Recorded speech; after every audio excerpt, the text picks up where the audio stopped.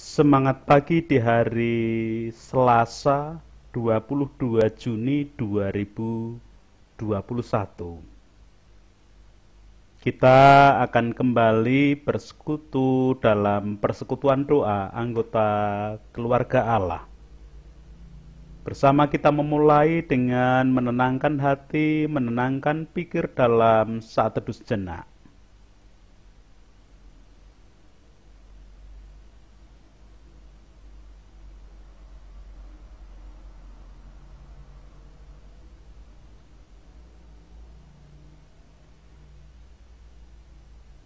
Pertolongan kita hanya berasal dari Allah yang telah menciptakan langit bumi beserta segala isinya. Kasih, karunia, dan damai sejahtera yang dari Allah Bapa kita dan Tuhan Yesus Kristus ada pada saudara sekalian. Amin.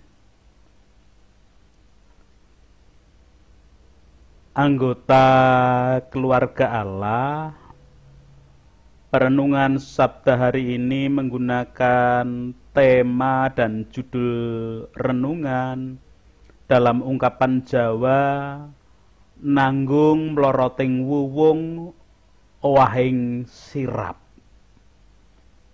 Secara harfiah, nanggung mloroting wuwung owahing sirap berarti menanggung rontoknya genting yang paling atas dan berubahnya bentuk atap. Ungkapan Jawa nanggung mloroting wuwung owahing sirap bermakna tentang seseorang yang harus mengambil tanggung jawab besar. Karena kalau tidak, ia akan menemukan celaka atau kerugian besar. Jika tidak ditanggung, kerugian yang muncul di belakang hari akan lebih besar daripada peristiwa yang terjadi.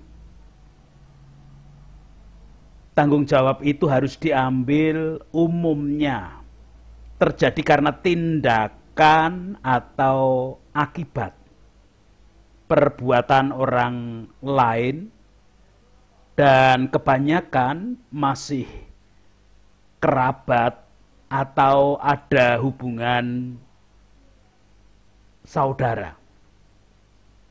Sebagai contoh,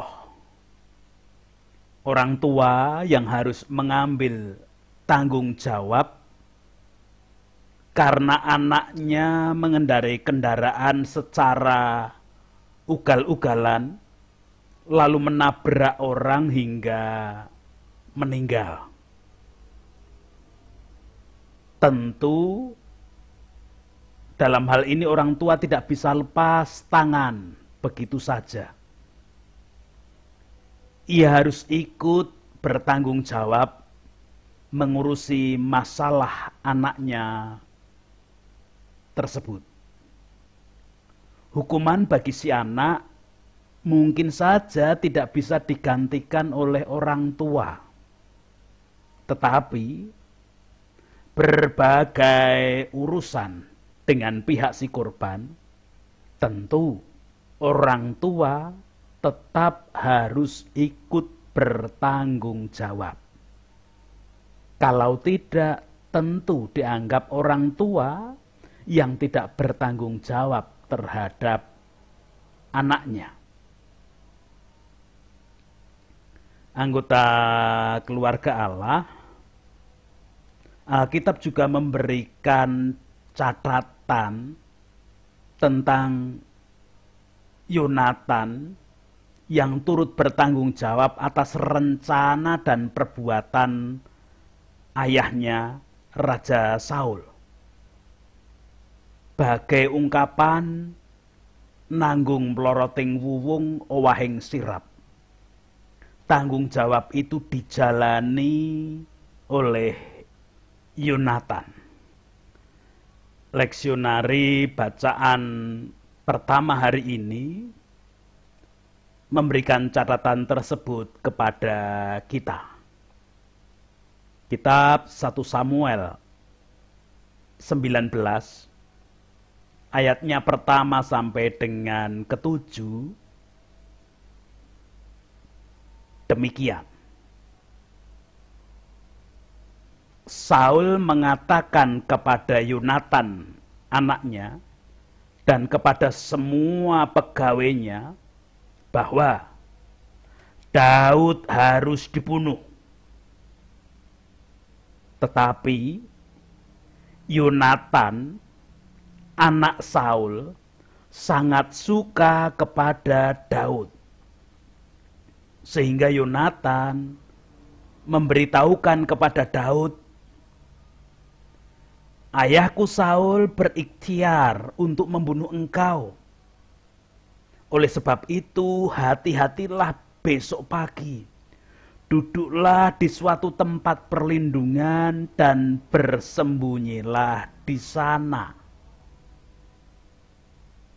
Aku akan keluar dan berdiri di sisi ayahku di padang tempatmu itu. Maka aku akan berbicara dengan ayahku perihalmu. Aku akan melihat bagaimana keadaannya, lalu memberitahukannya kepadamu. Lalu Yonatan mengatakan yang baik tentang Daud kepada Saul, ayahnya. Katanya, janganlah raja berbuat dosa terhadap Daud, hambanya, sebab ia tidak berbuat dosa terhadapmu. Bukankah apa yang diperbuatnya sangat baik bagimu? Ia telah mempertaruhkan nyawanya dan telah mengalahkan orang Filistin itu. Dan Tuhan telah memberikan kemenangan yang besar kepada seluruh Israel. Engkau sudah melihatnya dan bersukacita karenanya. Mengapa engkau hendak berbuat dosa terhadap darah orang yang tidak bersalah dengan membunuh Daud tanpa alasan? Saul mendengarkan perkataan Yonatan dan Saul bersumpah, demi Tuhan yang hidup, ia tidak akan dibunuh. Lalu Yonatan memanggil Daud dan Yonatan memberitahukan kepadanya segala perkataan itu. Yonatan membawa Daud kepada Saul dan ia bekerja padanya seperti dahulu. Demikian kitab 1 Samuel 19 ayat 1 sampai dengan ke-7.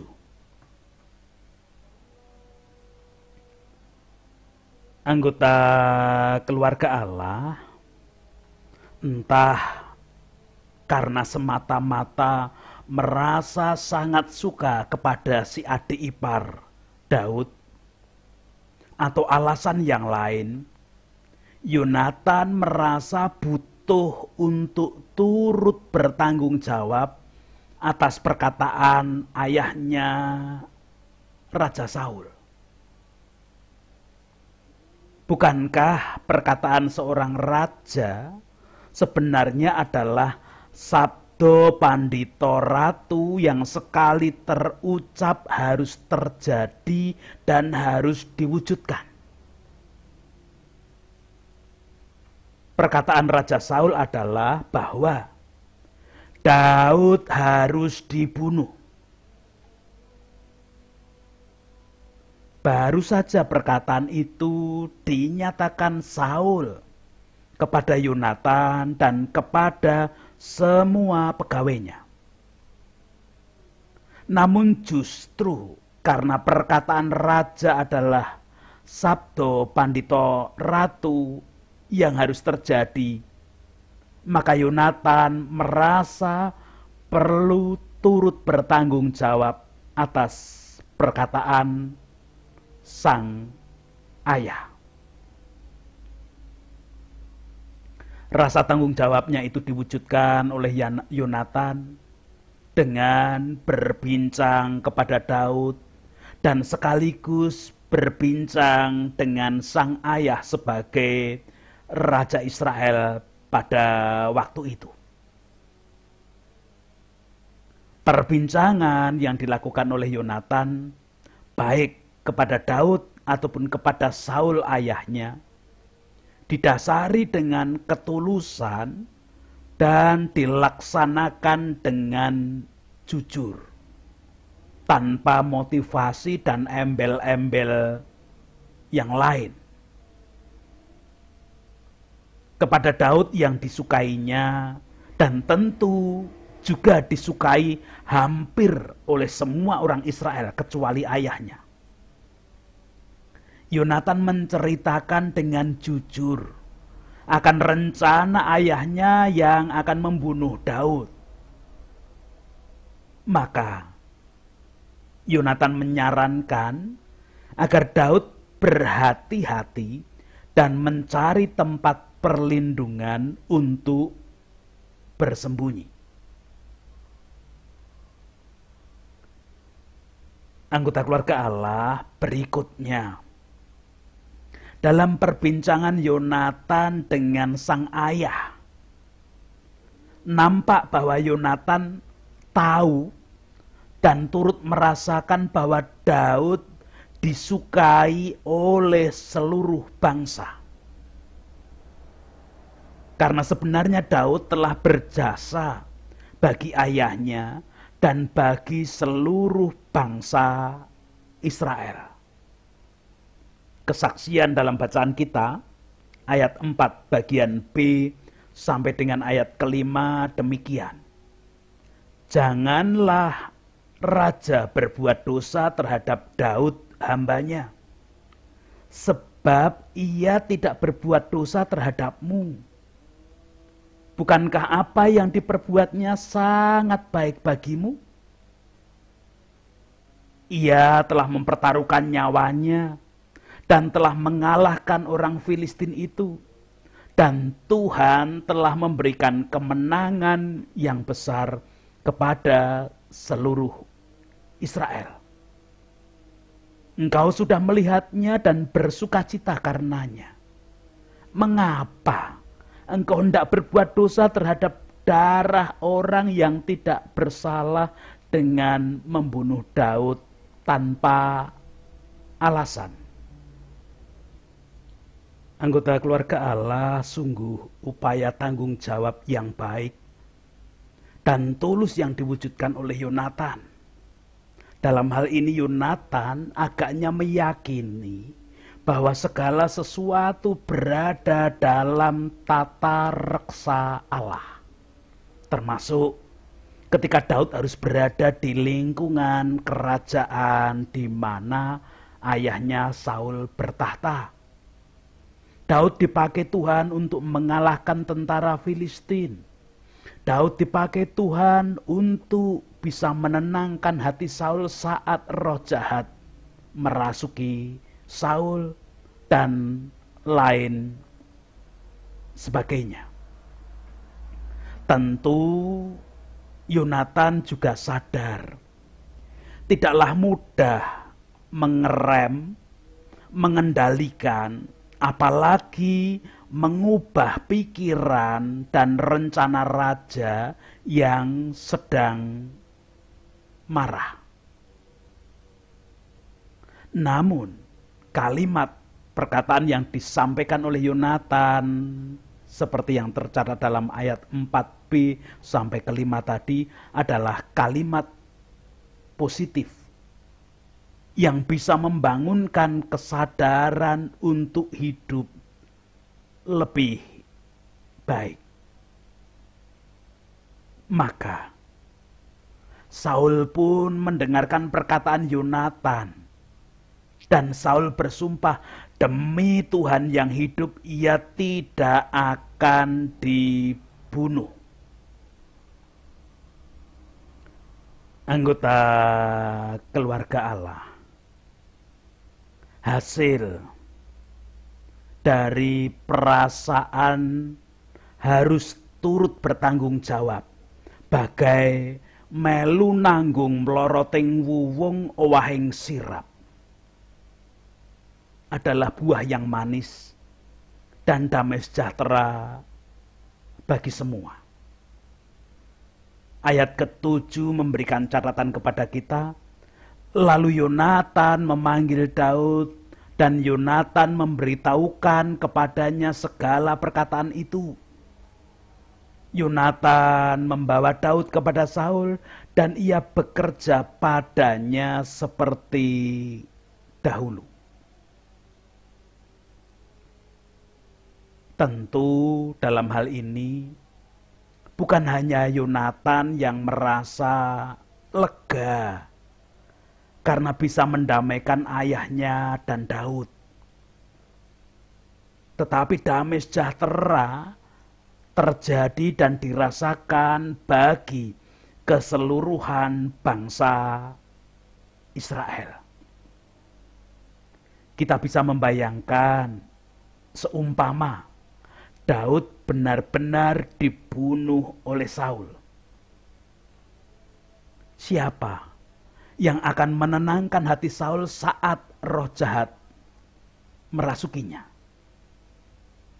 Bukankah selama ini semua pegawai Saul sendiri tidak sanggup menenangkannya? Maka mereka mengusulkan agar memanggil Daud.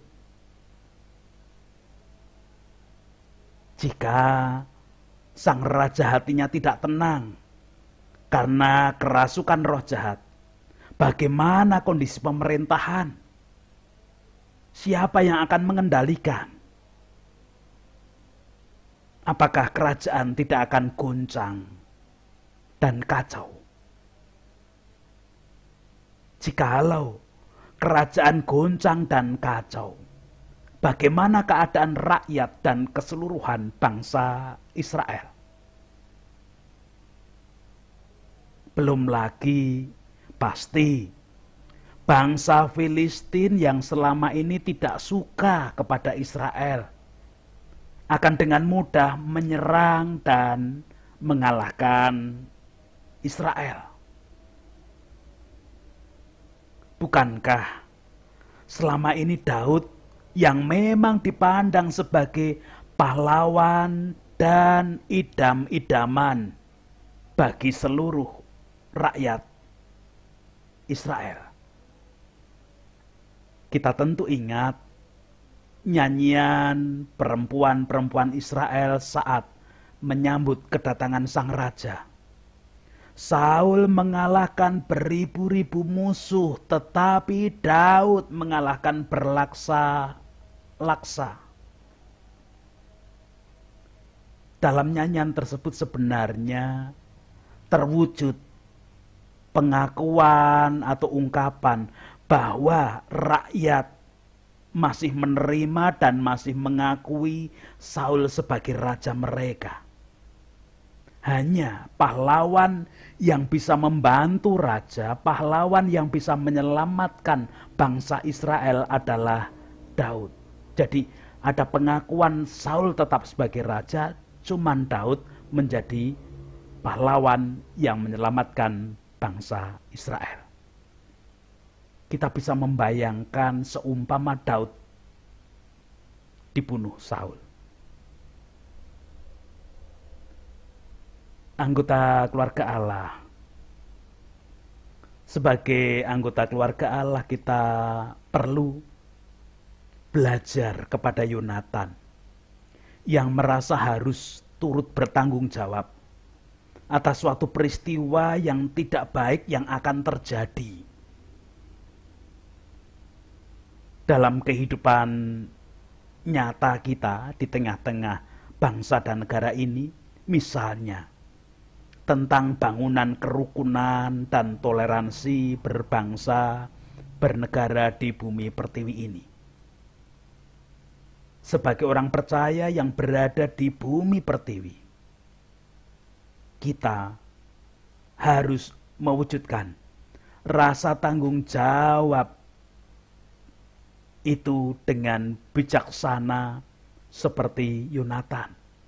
Kita harus turut membangun kerukunan dan toleransi, bahkan kita menjadi pionir seperti Yonatan, memulai untuk membangun kerukunan. Atau kalau dalam suasana pandemi COVID seperti saat ini, di mana keadaannya semakin mencekam karena virus merebak kemana-mana, saat varian Delta katanya sudah menjangkiti di Indonesia. Mungkin pada satu sisi kita melihat ada berita tentang varian Delta dari virus COVID yang merebak. Pada sisi lain kita menyaksikan masyarakat yang abai, tidak peduli dengan protokol kesehatan, atau bahkan masih tidak percaya juga dengan adanya virus tersebut, sehingga semau kue. Sebagai orang percaya, kita perlu turut membangun komunikasi bijaksana sehingga bisa diterima oleh masyarakat, bahkan demi kebaikan bersama. Seperti Yonatan yang membangun komunikasi baik kepada Daud ataupun Saul di dalam bacaan kita tadi. Memang kita sadar hal demikian bukanlah sesuatu yang mudah untuk diwujudkan. Baik memulai untuk bangunan kerukunan. Kadang kita merasa, siapa sih kita? Bukankah kita hanya bagian kecil dari bangsa dan negara ini? Apa fungsinya? Apa manfaatnya kalau aku yang memulai? Tidak begitu berefek, mungkin pikiran kita begitu. Ataupun kalaupun kita harus memulai membangun komunikasi dengan masyarakat dengan kondisi pandemi COVID saat ini, mungkin kita merasa akan diabaikan juga, tidak akan didengarkan. Memang tidak mudah untuk hidup merasa melu nanggung mloroting wuwung owahing sirap. Sangat-sangat tidak mudah. Apalagi bagi kehidupan berbangsa dan bernegara di bumi pertiwi ini.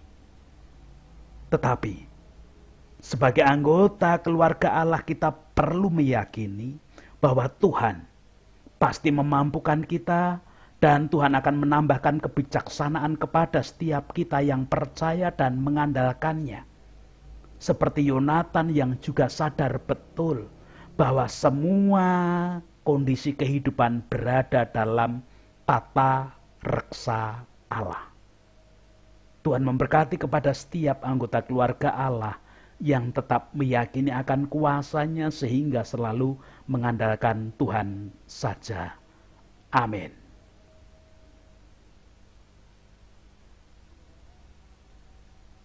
Anggota keluarga Allah, kita patut bersyukur boleh belajar kepada Yonatan di dalam perenungan Sabda hari ini. Contoh yang sederhana dilakukan Yonatan, tetapi karena meyakini ada tata reksa Allah, Yonatan berani mengambil tanggung jawab koyo nanggung mloroting wuwung lan owahing sirap tadi. Mari sebagai anggota keluarga Allah kita juga mewujudkan kehidupan, namun berdasarkan kehendak Allah saja, di dalam tata reksa Allah saja kita menjalaninya. Kita memohon berkat, kita bersyukur di dalam doa syukur dan doa syafaat bersama hari ini. Saya hantarkan, kita berdoa bersama. Puji, hormat, dan syukur kemuliaan hanya bagi nama Bapa yang hari ini berkarya dengan sabda, dengan firman, yang mengingatkan kami, memberikan teladan dan contoh kepada kami tentang Yonatan yang merasa turut harus menanggung tanggung jawab bagi kehidupan yang lebih besar, bagi kehidupan damai sejahtera semua anggota bangsa dan sesama manusia yang hidup. Ada sabdo pandito ratu dari Saul yang akan membunuh Daud. Namun Yonatan tetap berupaya agar tata reksa Allah yang terjadi dalam kehidupan karena manusia-manusia yang mau taat kepada Allah saja. Kami mau belajar seperti Yonatan. Kami mau belajar untuk hidup lebih baik dan mengajak membangun kehidupan menjadi lebih baik bagi semua komponen bangsa dan negara ini.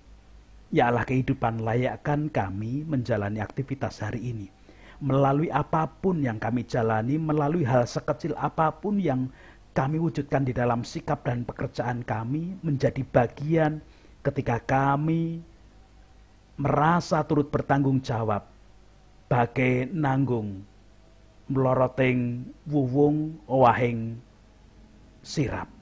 Engkau menolong dan melayakkan kami dengan mengandalkan Tuhan, dengan meyakini ada tata kersa Allah yang lebih baik bagi semuanya. Tatkala anak-anak kami sudah berada di masa liburan ketika mereka di usia sekolah, namun mereka merasa jenuh karena kondisi pandemi yang merubah segala-galanya. Biarlah itu juga menjadi bagian ketika kami turut mengajak anak-anak kami memberikan teladan. Kami turut menanggung meloroting wuwung owahe sirap dengan kondisi pandemi saat ini. Demikian juga ketika ada bagian dari kami yang menanggung sakit penyakit, baik sakit penyakit menaun sesaat ataupun sakit penyakit apapun termasuk dampak pandemi saat ini, biarlah kasih setiamu yang ada. Dan kami meyakini Tuhan mempunyai rencana yang baik dan indah bagi setiap kehidupan kami, anak-anakmu anggota keluarga Allah. Sekarang kami tetap berdoa untuk bangsa dan negara kami, melalui para pemimpin, wakil rakyat, tokoh masyarakat, tokoh agama, dan semua komponen bangsa dan negara ini. Para medis menjadi garda depan penanganan pandemi, dan semua komponen masyarakat, sekalipun ada bagian-bagian yang berbeda di dalam berpendapat, bagian-bagian yang berbeda di dalam bersikap tentang kondisi pandemi, biarlah kasih setiamu yang layak dirasakan bagi semuanya. Tata reksa Allah terjadi bagi kehidupan untuk semuanya, tatkala kami bersedia engkau pakai mewujudkan tata reksa itu seperti Yonatan yang menyediakan diri. Bersama-sama membangun kerukunan, toleransi yang terjadi di bumi pertiwi terkait dengan suasana dan keadaan, biarlah kasih setiamu tetap ada bagi semuanya. Itu Tuhan doa-doa kami, permohonan kami, baik syukur dan kerinduan-kerinduan kami untuk kehidupan lebih baik. Kami mau taat dalam tata reksa Allah saja, dan hanya di dalam Kristus kami mengaturkan doa-doa yang tiada sempurna, memohon ampun atas dosa kesalahan kami, memohonkan ampun atas dosa kesalahan para pemimpin, wakil rakyat, tokoh masyarakat, dan semua komponen bangsa negara ini. Amin. Anggota keluarga Allah sekarang bersama-sama dengan seluruh komponen bangsa dan negara ini, kita menjadi orang percaya yang turut merasa nanggung meloroting wuwung owahing sirap atas kehidupan yang bisa terjadi tidak baik dalam kehidupan dunia ini, namun kita yakin ada tata reksa Allah yang akan menolong kita dan kita menuruti tata reksa Allah itu ketika kita dipakai untuk bangunan damai sejahtera bagi semuanya. Kita membawa berkat Tuhan, kasih karunia dan damai sejahtera yang dari Allah Bapa kita dan Tuhan Yesus Kristus di dalam persekutuan dengan Roh-Nya yang kudus tercurah, melingkupi, menguasai, melayakkan setiap anggota keluarga Allah mewujudkan kehidupan sesuai panggilan sabda hari ini. Amin.